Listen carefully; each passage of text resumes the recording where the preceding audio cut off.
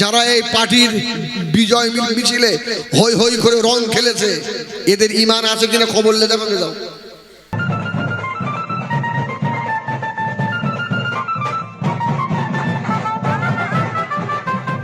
দাড়িওয়ালা লোকগুলো খেলছে, আস্তাগফিরুল্লাহ রাব্বি। আমি আমার ঘরে বসে আছি রাস্তার ধারে, শোনেন না, এইরকম বড় বড় দাড়ি, আর ম্যাক্সের উপরে বসে তাল দিচ্ছে, বুঝছো? আর যে আমি মুখটা বার করেছি, বলে এই শয়তান, আমার লুকিয়ে লাভ আছে? ইস, তুই মুসলমানের বেটা, হ্যাঁ, চেল্লাচ্ছিস হই হই করে, মসজিদে আজান হচ্ছে, মসজিদের পাড়ে দিয়ে যাচ্ছে ডিজে বক্স, ঘম ঘম করে বাজছে, বক্স বন্ধ কর না।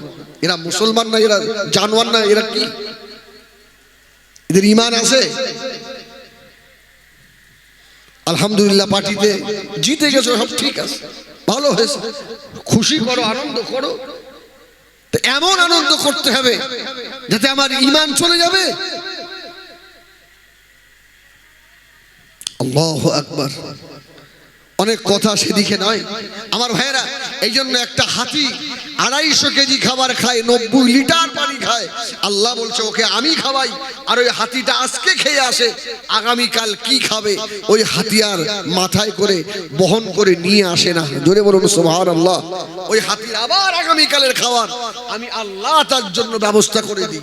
সুবহানাল্লাহ বলে, এই সুবহানাল্লাহ বলে। একটা তিমি, সমুদ্রের তিমি আছে না নেই? তিমি কম খায় না বেশি খায়? কেতাবরা লিখছে একটা তিমি প্রত্যেক দিন 200 যুবক ছেলে এক বেলায় যা খায়, একটা তিমির এক বেলা তাই সেই খাবার লাগে।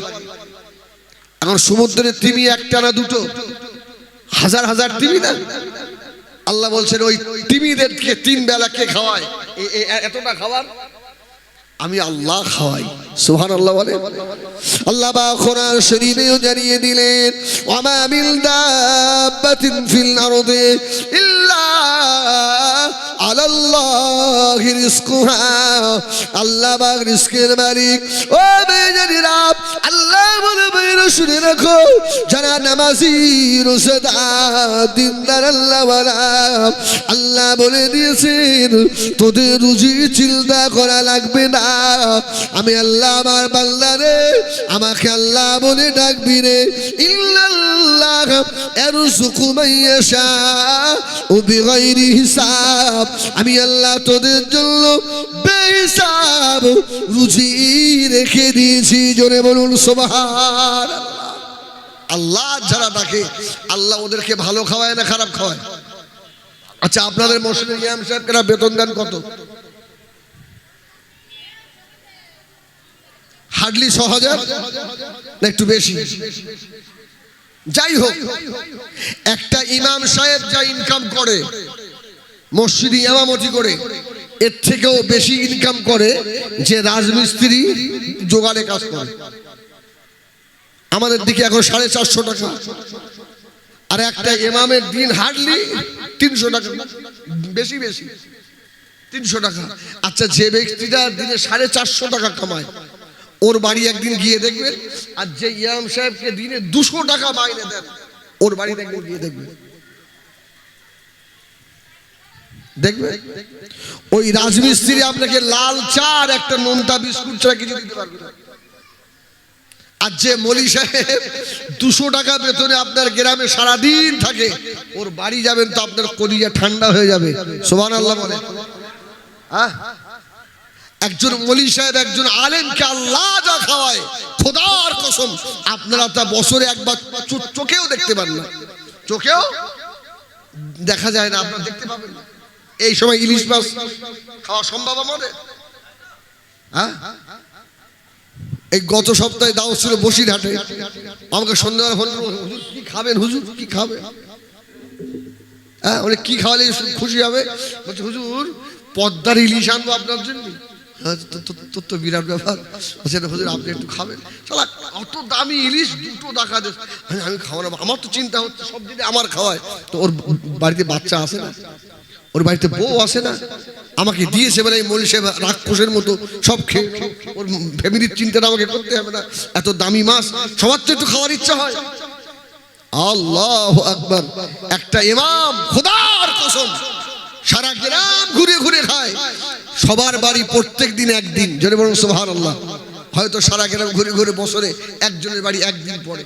দুই বলছে দেখো সারা সারা বছর পরে বছরে একদিন খায়, আজকে ওর একদিন কালকে ওর একদিন। সুবহানাল্লাহ বলে। আল্লাহু আকবার। এত উমদা আল্লাহ কে খাওয়ায়? এই কে খাওয়ায় বলেন? আরে আল্লাহ বলতে আপনাদের কষ্ট হচ্ছে বলেন না, কে খাওয়ায়? আল্লাহ খাওয়ায়। আল্লাহ খাওয়ায় কেন? এই যে দিনে 5 বার আল্লাহকে সিজদা করে সুবহান রাব্বিয়াল আলা বলে আমার রবকে ডাকে, আমার রব এর উপরে খুশি আছে। সুবহানাল্লাহ বলেন আমার ভাইরা। এইজন্য আল্লাহর হয়ে যান। খোদার কসম গায়েবী রুজি আল্লাহ দেবেন। একজন তিমিকে যদি আল্লাহ খাওয়ায়, একটা হাতিকে যদি আল্লাহ অত খাওয়ায়, একটা পিঁপড়েকে যদি আল্লাহ খাওয়ায়, আমি যে আমার রবকে আমি আল্লাহ বলে ডাকি, আবার আল্লাহ আমাকে খাওয়াবে না? ইনশাআল্লাহ একদম বিশ্বাস রাখেন। আল্লাহ পাকের হাজী বান্দা আল্লাহ পাকের কাবা শরীফের দিকে রওনা হয়ে গেল। কিছু রাস্তা যাওয়ার পরে মক্কা শরীফে ঢোকার আগে গভীর রাত্রিরে আল্লাহ পাকের হাজী বান্দা অসুস্থ হয়ে পড়লেন, ইন্তেকাল হয়ে গেল। আল্লাহ হাজী বান্দার সঙ্গে বাবা তার ছেলেটাও সঙ্গে রয়েছে। ও আমার ভাইজানেরা, কিতাবুল্লাহ লেখেন ইন্তেকালের পরে হাজী সাহেবের ছেলে বলেন, আমি আমার আব্বা জানের মুখের বাড়ি তাকিয়ে দেখি আমার আব্বা জানের চেহারাটা যেন শূকরের আকৃতি হয়ে গেছে, মানুষের চেহারা নেই, চেহারা পাল্টে শূকরের চেহারা হয়ে। এই চিন্তা করছে সর্বনাশ, আল্লাহ একই ঘটনা ঘটে গেল। আমার আব্বা তো খারাপ জায়গায় যাচ্ছিল না, ভালো জায়গায় যাচ্ছিল, তা আমার আব্বার শরীরের অবস্থা এই কেন? ও আমার ভাইজানেরা, কিতাবুল্লাহ লেখে সঙ্গে হাজী সাহেব যারা ছিল ওরা বললো, বাবা ছেলে তোমার আব্বাকে নিয়ে তুমি এই মরুভূমি মাঝখানে পড়ে থাকো বাবা, তোমার আব্বার সঙ্গে গেলে আমাদের হজের ক্ষতি হয়ে যাবে। তোমার আব্বা হজ করতে যাচ্ছিল বটে, কিন্তু তোমার আব্বা জানেন ইন্তেকালের পরে চেহারাটা শূকরের আকৃতি হয়ে গেল কেন? তোমার আব্বার লাশ আমরা দাফন করব না, আমরা সবাই মক্কা শরীফে চলে যাচ্ছি, কিন্তু বেটা তো বাপের লাশটাকে ফেলে রেখে চলে যেতে পারে না। খারাপ হলেও বাপ তো। ও বেজানেরা, আল্লাহ নদী রেখেন বাপের লাশ নিয়ে বেটা চুপ করে বসে বসে কাঁদে। আল্লাহ পাক, আমার আব্বা জীবনের এমন কি অপরাধ ছিল, এমন কি অন্যায় ছিল আল্লাহ জানি না, আমার আব্বা তো ভালো জায়গায় যাচ্ছিল, আব্বা জানের চেহারা শূকরের আকৃতি হয়ে গেল কেন? আল্লাহ পাক আমার আব্বার চেহারাটাকে ভালো করে দেন, কিন্তু সকাল হয়ে গেলে মানুষের সম্মুখে কোন মুখ দেখাবো আল্লাহ? খুব চিন্তায় পড়ে গেছে।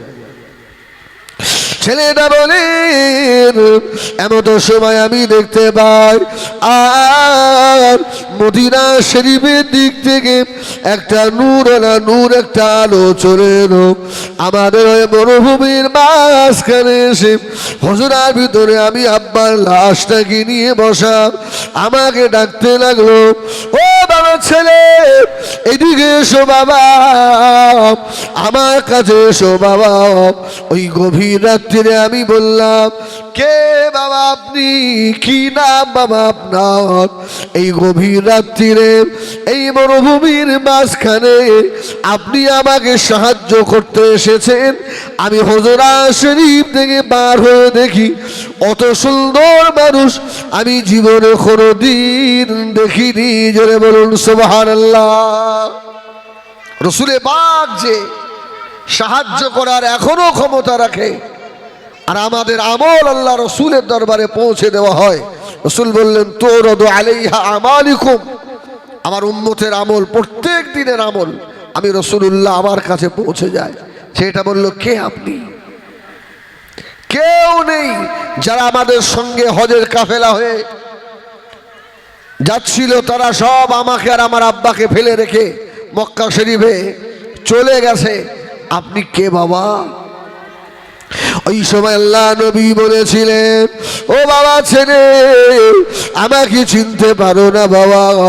আল্লাহ পাক যার ওসিলায় আসমান আল্লাহ বানিয়েছেন, জমিন আল্লাহ বানিয়েছেন, ও বাবা ছেলে, আমি হলাম আখিরি জামানার নবী জনাবে মুহাম্মদুর রাসূলুল্লাহ সাল্লাল্লাহু আলাইহি সাল্লাম।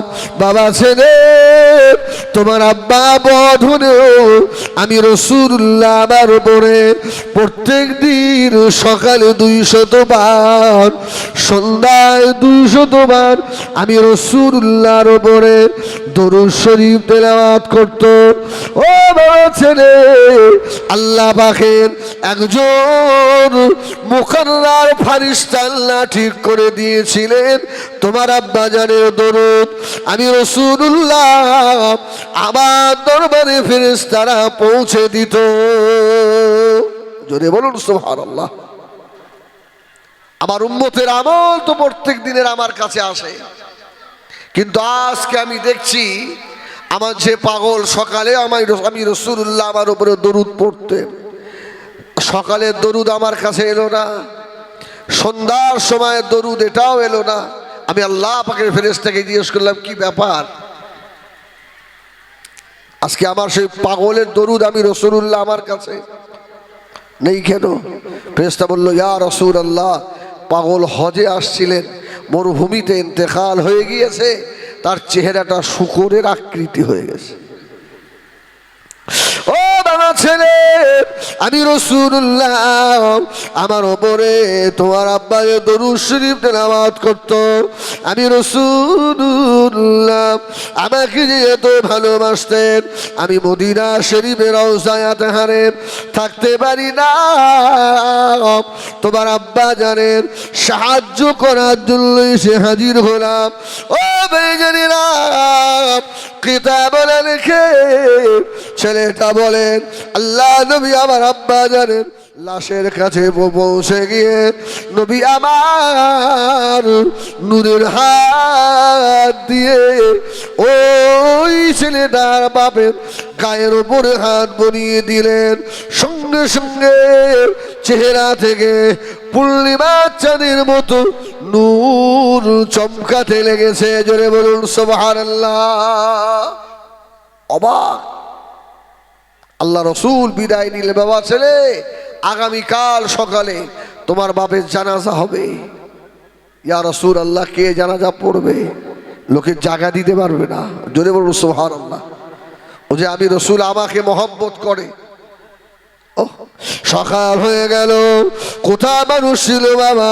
হাজার হাজার মানুষ এসে ওই মরুভূমির মাঝখানে ছেলেটাকে ডেকেছে, ও বাবা ছেলে, তোমার আব্বা জানের গোসল আমরা দিয়ে দেবো, তোমার আব্বা জানের কবরস্থ করব, জানাজা পড়াবো।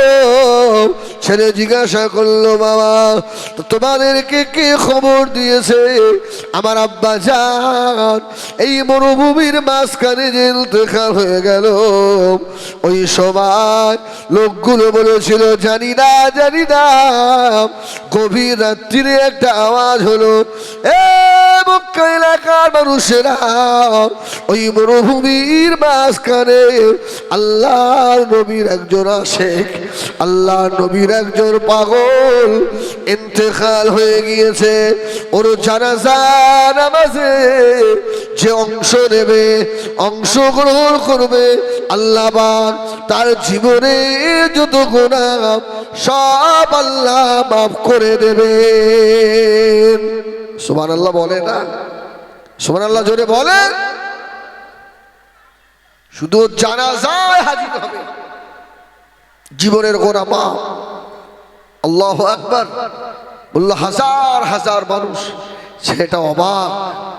বললো আমি পরের দিন আবার স্বপ্ন দেখছি, আল্লাহ রসুল আবার এসে হাজির হয়েছে। জোরে বলুন সুবহানাল্লাহ। যারা বলে নবীকে হায়াতুন নবী বলা যাবে না, নবীর দেখার ক্ষমতা নেই, নবী শুনতে পায় না, তাদের আকীদা তাদের কাছে। কিন্তু আমাদের আকীদা, আমার নবী হায়াতুন নবী, যাকে রাসূলুল্লাহ স্বপ্নে দিদার দিয়েছেন, আমার রাসূল তাকে ডাইরেক্ট দিদার দেওয়ার ক্ষমতা রাখেন। জোরে বলুন সুবহানাল্লাহ। ঠিক কি না? কি পারে না? পারে না? ক্ষমতা রাসূলুল্লাহর আছে না নেই? একদম আকীদা থেকে সরবেন না। আমার ভাইয়েরা, সোনাবাড়ি খেরা, ও জানেরা, শুধু তাই নয়, হাদিস শরীফের ভিতরে এসেছে বাবা, এই পৃথিবীর ভিতরে আল্লাহ একজন নবী পাঠিয়েছিলেন, যে নবীর লাকাব ছিল কালিমুল্লাহ। কি লাকাব? কালিমুল্লাহ। এই নবীর নাম কি? মুসা নবী না? মুসা, কালিমুল্লাহ, ইব্রাহিম খলিলুল্লাহ, আদম শফিউল্লাহ, নূহ নসিউল্লাহ। সুবহানাল্লাহ বলে। এক এক নবীর লাকাব ছিল। আমার নবীর লাকাব ছিল হাবিবুল্লাহ। তো মুসা কালিমুল্লাহ আলাইহিস সালাম, আল্লাহর সঙ্গে এত সম্পর্ক মুসা নবীর ভালো ছিল, ওনাকে কালিম বলা হতো। সব থেকে বেশি আল্লাহর সঙ্গে উনি বাক্যলাপ করেছেন, আলাপ করেছেন। জোরে বলুন সুবহানাল্লাহ। মুসা আলাইহিত তাসলিম। আল্লাহ একদিন ডাক দিলেন, মুসা, এ মুসা শোনো, তুমি তো আমার নবী, তোমাকে আমি আল্লাহ একটা কাজ দেব। মুসা বলছে, আল্লাহ আবার কাজ? বলছে মরুভূমিতে একজন মারা গেছে, মুসা তুমি ওকে গিয়ে গোসল দেবে, কাফন পরাবে, নিজে কবরস্থ করবে, কবরে নিজে রাখবে। মুসারে বলছে, আল্লাহ ওই কাজটা কি আমার? আল্লাহ বললেন, এই আমি তোকে খাস করে দায়িত্ব দিলাম, চলে যা। ও আমার ভাইয়েরা, সোনাবাড়ি খেরা, আল্লাহ নবী উলুল আযম পয়গম্বর হযরত মুসা আলাইহিস সালাম মরুভূমির মাঝখানে চলে এলেন। ও ভাইয়েরা, আল্লাহ নবী মুসা আলাইহিস সালাম এসে দেখেন এক ছাগলের রাখাল মরুভূমির মাঝখানে পড়ে আছে। আল্লাহ নবী মুসা আলাইহিস সালাম লাশটাকে তুলে নিয়ে গিয়ে গোসল দিলেন, কবরস্থ করবেন, কবর খুললেন, কবর ভরিয়ে দিয়ে আর এলাকাবাসীকে ডাক দিলেন, বাবা আল্লাহ আমি নবী মুসাকে বলে দিয়েছেন এই লাশের জানাজা যারা অংশ নেবে, আল্লাহ তাদের বিগত জীবনের যত গুনাহ সব আল্লাহ মাফ করে দেবে। সুবহানাল্লাহ। মুসা নবী অবাক যে আল্লাহ এই ব্যক্তিটার এমন কি আমল, আমাকে গোসল দিতে বললেন, আমি নবী, আমাকে কবর খনন করতে বললেন, জানাজা পড়াতে বললেন, আবার এর জানাজায় যারা অংশ নেবে এদের জীবনের গুনাহ মাফ হবে। আল্লাহ এর জীবনের এমন কি ভালো আমল? মুসা আলাইহিস সালাম বলে দিলেন, বাবা এর জানাজায় যারা অংশ নেবে গুনাহ মাফ। এখন ওই জানাজায় লোক কম হবে না বেশি? বেশি হবে না?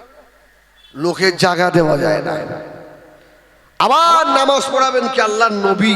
সুবহানাল্লাহ বলে। মুসা আলাইহিস সালাম, তো মুসা নবী জানাজার ইমামতি করলেন, জানাজা হয়ে গেছে, মানুষগুলো আল্লাহ নবী মুসা আলাইহিস সালামকে ধরেছে। এত বড় নেককার মানুষ, হুজুর একবার মানুষটার মুখটা দেখাবেন, একবার মুখটা দেখি। ও আমার ভাইয়েরা, সোনাবাড়ি খেলা, আল্লাহ নবী মুসা আলাইহিস সালাম আস্তে আস্তে এগিয়ে গিয়ে কাফনের মুখটা খুলে দিলেন। গ্রামবাসীরা মুখটা দেখে চমকে উঠেছেন। ও আল্লাহ নবী হযরত মুসা, এই মানুষটা তো আমাদের এলাকার সব থেকে দুষ্ট মানুষ, বদ মানুষ, যার অত্যাচারে গ্রামবাসীরা অতিষ্ঠ হয়ে গিয়ে গ্রাম থেকে মেরে তাড়িয়ে দিয়েছে, বার করে দিয়েছে। ও আল্লাহ নবী গো, এই মানুষের জানাজায় অংশ দিলে জীবনের গুনাহ মাফ হয়। এর জীবনের এমন কি ভালো আমল ছিল বলুন? সুবহানাল্লাহ বলে। মুসা নবী অবাক, আল্লাহ আমি তোমার কালিমুল্লাহ। মুসা আলাইহিস সালাম তো যখন তখন আল্লাহকে ডাকলে আল্লাহ সাড়া দিতেন না। সমস্ত নবীদের আল্লাহ পাকে ডাকার একটা সময় ছিল, জোরে বলুন সুবহানাল্লাহ।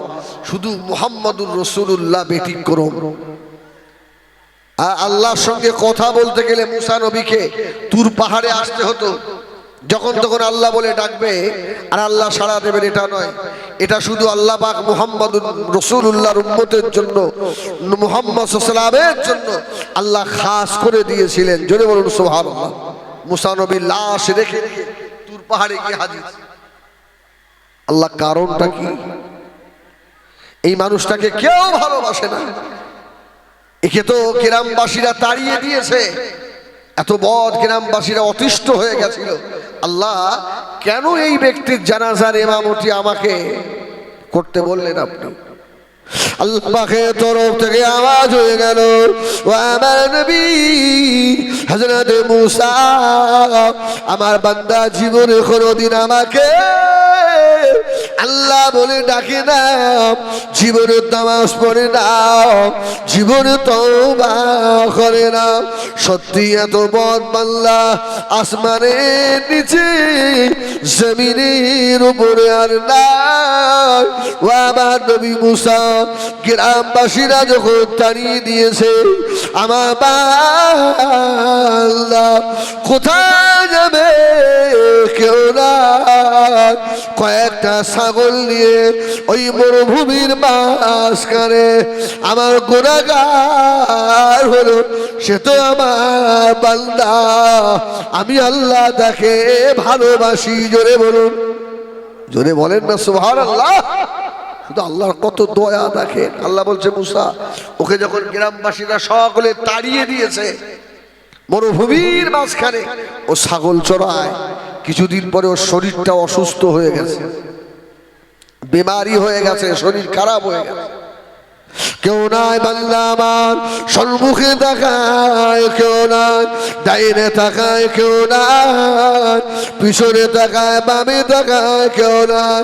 ও আমার নবী হযরত মুসা, ওই সময় আমার গুনাহগার বান্দা গ্রাম থেকে তাড়িয়ে দেওয়া বান্দাটা একবার ওর মুখটাকে আসমানের দিকে করে আমি আল্লাহ আমাকে আল্লাহ বলে ডেকেছে। আল্লাহ আমার বিবি নাই, বাচ্চা নাই, ভাই নাই, গ্রামবাসীরা আমাকে তাড়িয়ে দিয়েছে। আল্লাহ মরুভূমির মাঝখানে ছাগল চড়ায়, ছাগলের দুধ দহন করে খায়। আল্লাহ আমি অসুস্থ, মারা যাব, আল্লাহ আমার সেবা করার কেউ নাই। তবে আমি জানি তুমি তো তোমার বান্দাকে বড় ভালোবাসো। আল্লাহ আমি তওবা করলাম, ও আল্লাহ আমার জীবনে গুনাহ আল্লাহ আপনি মাফ করে দেন। আজ জীবনে অপরাধ করব না, আজ জীবনে ভুল করব না। আল্লাহ পাক বলেন, ও আমার নবী মুসা অসহায় পড়ে গিয়ে বান্দা যখন আমাকে আল্লাহ বলে ডেকেছে রে, আমি আল্লাহ আমার কুদরতি কলিজায় মায়া হয়ে গিয়েছে। জোরে বলুন সুবহানাল্লাহ। যার কেউ নাই আমি আল্লাহ তাকে ফিরিয়ে দিতে পারি না রে। আমি আল্লাহ ওই বান্দার উপরে এমন ভাবে খুশি হয়ে গিয়েছি, রাজি হয়ে গেছি। ও আমার নবী মুসা, আপনার যত উম্মত আছে ও তওবাটাকে সকলকে যদি ভাগ করে দেওয়া যায়, সম পরিমাণে ভাগ করে দেওয়া যাবে। জোরে বলেন সুবহানাল্লাহ। যেন বান্দা যখন আল্লাহকে নিষ্ঠার সঙ্গে আল্লাহ বলে ডাকে, আল্লাহ তার বান্দার ডাকে সাড়া দেয়। জোরে বলুন সুবহানাল্লাহ। ইন্নাল্লাযীনা ক্বালু রাব্বুনাল্লাহ, কেউ যদি রবকে দৃঢ়ভাবে মেনে নেয়, তাতানাজ্জালু আলাইহিমুল মালায়েকা আল্লা তাখাফু ওয়া লা তাহজানু ওয়া আবশিরু বিল জান্নাহ। যদি কেউ আল্লাহকে আল্লাহ বলে মেনে নেয় দৃঢ়ভাবে, যে ভালো মন্দ যা কিছু হয়, খায়রিহি ওয়া শাররিহি মিনাল্লাহি তাআলা, আল্লাহ পাকের তরফ থেকেই হয়, যেটা আমার তকদিরে আছে সেটাই হয়, ঠিক কি না? যদি এটা আমরা মেনে নিতে পারি, আল্লাহু আকবার, আল্লাহর হুকুমগুলো যদি আমরা দুনিয়ায় বাস্তবায়িত করতে পারি, খোদার কসম আল্লাহ বললেন ওই ব্যক্তিটার মৃত্যুর সময় তাতানাজ্জালু আলাইহিমুল মালায়েকা, আল্লাহ আসমান থেকে ফেরেশতা নাযিল করে দেবেন। তাফসীর কারকেরা লিখেছে, একটা তাফসীরে আছে ওই বান্দার দৃষ্টির শেষ সীমা পর্যন্ত ফেরেশতারা দাঁড়িয়ে থাকবে। জোরে বলুন। এখন মানুষ বেশি না ফেরেশতা বেশি? ফেরেশতা সংখ্যায় বেশি না মানুষ বেশি?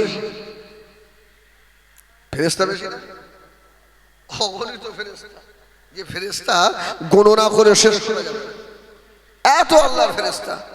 এই বান্দার দৃষ্টির শেষ সীমা পর্যন্ত ফেরেশতারা তাকে, আল্লাহর ওই নেক বান্দাটাকে বলবে, আল্লাহ তাখাফু, তোর ভয় নেই। জোরে বলুন সুবহানাল্লাহ। তুই ভয় পাচ্ছিস কেন রে? তোর ভয় নেই। ওয়ালা তাহজানু, তোর চিন্তাও নেই। শুনে রাখ, তুই তোর কানটা সব সময় আল্লাহর ঘরের দিকে দিয়ে রেখেছিলিস। তুই প্রত্যেকদিন আল্লাহ রাব্বুল আলামিনের মানে পাঠানো যে চিঠি, আল্লাহ পাকের কোরআন প্রতিদিন একবার করে তুই তেলাওয়াত করেছিলিস। বান্দা সুদ ঘুষ তোর সম্মুখে এসেছিল, আমি আল্লাহ আমার কবরের কথা মনে করে, আখিরাতের কথা মনে করে, আমি আল্লাহ আমার সম্মুখে তোকে দাঁড়াতে হবে এবং তোর বিগত জীবনের সব হিসাব আমি আল্লাহ আমার কাছে দিতে হবে, এই মনে করে দুনিয়ার জিন্দেগিতে কষ্ট ত্যাগ স্বীকার করেছিস, কিন্তু হারাম মুখে দিসনি। আজকে শুনে রাখ, তোর জন্য আল্লাহ খবর পাঠিয়েছে, ওয়াবশিরু বিল জান্নাহ। সুবহানাল্লাহ বলেন। তোর জন্য আল্লাহ পাকে জান্নাতের একটা শুভ সংবাদ রয়েছে। সুবহানাল্লাহ ওয়া বিহামদিহি। তার দুনিয়ার এই অল্প দিনের জিন্দেগি যদি আমরা একটু ত্যাগ স্বীকার করতে পারি, একটু কষ্ট করতে পারি, আমাদের আখিরাত ভালো হবে না? হবে না? ভালো হবে না? হবে না? আলহামদুলিল্লাহ বলেন। এই জন্য মসজিদে আজান হলে বাড়ি বসে থাকবেন না, মসজিদে নামাজ পড়তে যাবেন? সব থেকে বাড়ি বসে থাকাই ভালো না? আল্লাহু আকবার। রাসূল বললেন, মসজিদের আজান শুনে মসজিদে গেল আমি রাসূল, আমার মনে হয় ওর বাড়িতে আগুন লাগিয়ে দিই। অন্ধ সাহাবী আব্দুল্লাহ ইবনে উম্মে মাকতুম গিয়ে বলল, ইয়া রাসূলুল্লাহ, আমার জন্য একটু কি রক্ষদ হয় না? একটু ছাড় দেওয়া যায় না? আমাকে গতকাল মানে ইন্টারনেটে একটা ছেলে আমাকে দেখাচ্ছিল, বাংলাদেশের প্রায় 90 বছর মানুষটার বয়স, অন্ধ, চোখে দেখে না, কিন্তু মসজিদের মুয়াজ্জিন।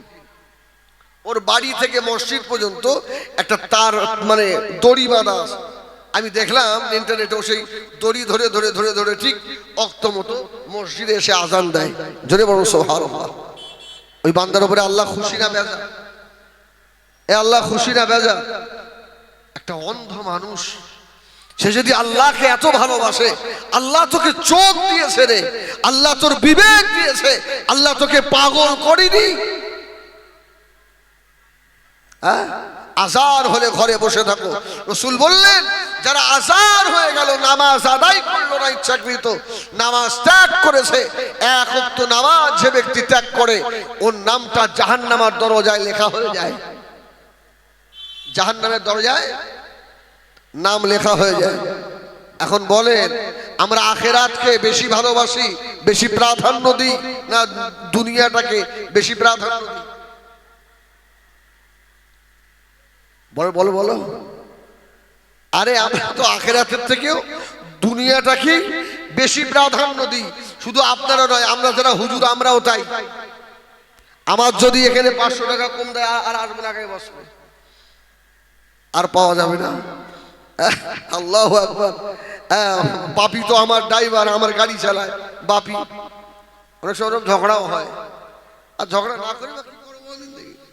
বহু দূরে জলসা, এমন পয়সা দেয় তেল খরচ হয় না, ও ও নিজে রেখে যায়, বলে হুজুর দাওয়াত নিতে হবে না, বেকার কষ্ট করে এত দূরে এসে আবার মাথা ঠান্ডা করি, কি করা যাবে? হ্যাঁ, মানুষের বিবেক নেই। আমরাও দুনিয়া দুনিয়া করি। এই জন্য পাকিস্তানের একজন লেখক লিখেছে, তোমাদের চিন্তাটা যেন পিঁপড়ের মতো না হয়, হাতির মতো হয়। মানে আবার কি কথা? আচ্ছা বলেন, একটা পিঁপড়ে যখন সকালে গর্ত থেকে বার হয়, পিঁপড়ে গর্ত থেকে বার হয়, আবার সন্ধ্যার সময় পিঁপড়েটা যখন ঘরের মধ্যে প্রবেশ করে, ওই পিঁপড়েটা দেখবেন নিজে খেয়েছে, আবার আগামীকালের জন্য খাবার সংগ্রহ করে নিয়ে এসছে। আর একটা হাতি, লেখক লিখছে, প্রত্যেক দিন 250 কেজি খাবার খায়। সুবহানাল্লাহ বলে। এই হাতিকে কে খাওয়ায়? 250 কেজি খাবার একটা হাতি খায়। একটা হাতির প্রত্যেক দিন 90 লিটার পানি লাগে। একটা হাতিকে 250 কেজি খাবার, এক বেলার খানা, 90 লিটার পানি কে খাওয়ায়? বলেন না আল্লাহ বলেন? বললে কষ্ট হচ্ছে আল্লাহ? এটা বলেন দিন আল্লাহ, এটা জোরে বলেন আল্লাহ। শালীর নাম নিতে কষ্ট হবে না, শ্বশুরের নাম নিতে। আমি গত জুমায় মসজিদে বক্তব্য রেখেছি, এখন আপনাদের এখানে সব আল্লাহওয়ালা মানুষ, এরা সব করে না।